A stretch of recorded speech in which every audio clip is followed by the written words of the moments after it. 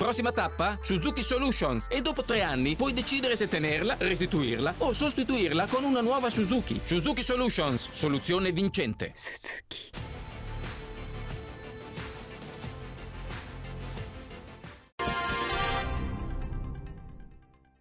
Buonasera, ben ritrovati all'appuntamento con l'informazione di Prealpina.it. Lacrime e commozione questa mattina nella chiesa parrocchiale di Santa Margherita a Cadrezzate per l'ultimo saluto a Ileana Todesco. In tanti hanno voluto stringersi alla famiglia e al compagno della 41enne morta mercoledì in seguito a una caduta nel fiume Toce durante una gita a Premia.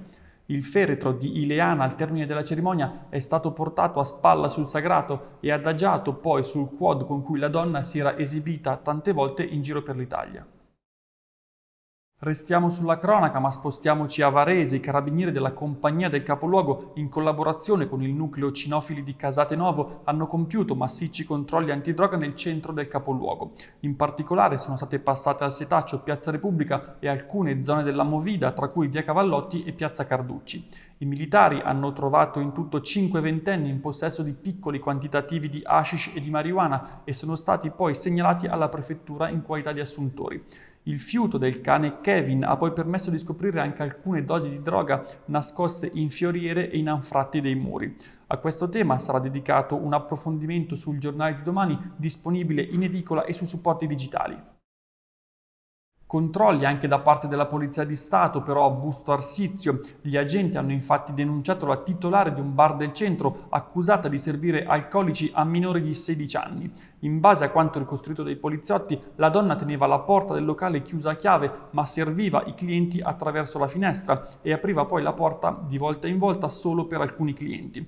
Movimenti che hanno insospettito la pattuglia e da qui la decisione di fermare e identificare alcuni giovani, scoprendo appunto che in alcuni casi i clienti non avevano neppure 16 anni. Nei prossimi giorni a carico dell'esercente potrebbe arrivare anche un provvedimento amministrativo.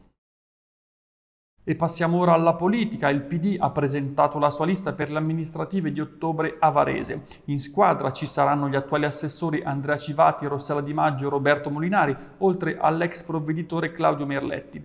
Vediamo tutti i dettagli nel servizio realizzato da Barbara Zanetti con immagini di Angelo Puricelli di Agenzia Blitz.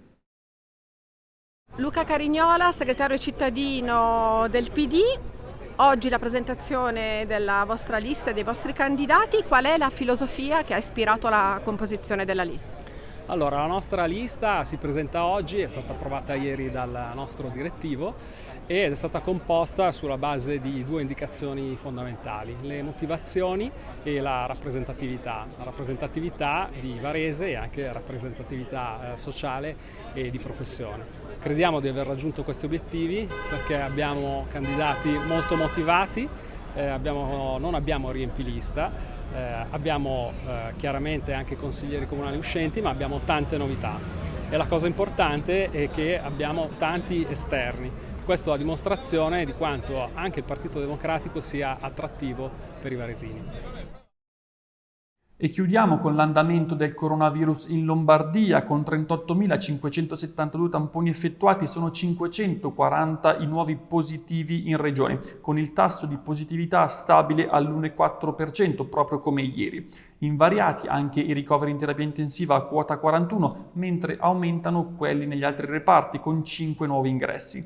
I decessi sono 3, per un totale complessivo di 33.878 morti in regione dall'inizio della pandemia.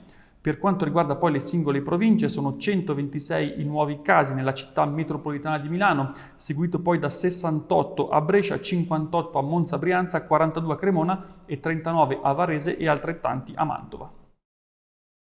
Questa era l'ultima notizia, l'appuntamento con l'informazione di Prealpina.it torna come sempre domani alle 19, una buona serata.